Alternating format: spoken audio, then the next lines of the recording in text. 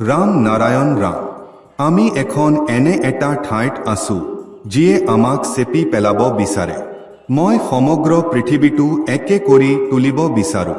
মহিলাসকলৰ কথা, বদনামৰ কথা, বদনাম হওক বা নাম কৰা হওক, মোক একো আহুজোৱা নাই। কিন্তু যেতিয়া কোৱা হয় যে সেই শিশুবোৰৰ বাবে কষ্ট হয়, তেতিয়া মন বিষায়।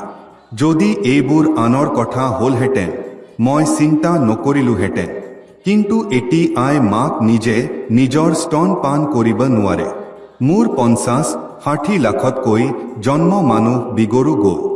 এই 500 জন্ম যেতিয়া কৈ আছে, বদনাম কৰি আছে, তেন্তে কিবা এটা কথা নিশ্চয় আছে। ভাল মানুহ হৈ জন্ম লোৱাটো যেন এক অপৰাধ। মোক টকাৰ প্ৰয়োজন হয়। যদি সকলোৰে পৰা কেৱল এটা পইচা কৈ লৈছিলোঁ, তেন্তে মাহে হাজাৰ হ'লহেঁতেন। এইসকল মানুহে মোৰ কামত বাধা দি আছে। ইলোকে চাৰ্চবিট দিব। মোৰ ক'বলৈ বহুত কথা আছে। মই সমগ্ৰ দেশক একে কৰিব পাৰিলোহেঁতেন। মই আঘাত পাই আছো।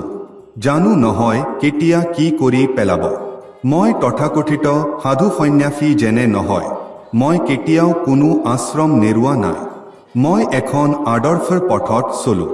আজিৰ বাবে এই পৰ্যন্ত ৰাখিছো।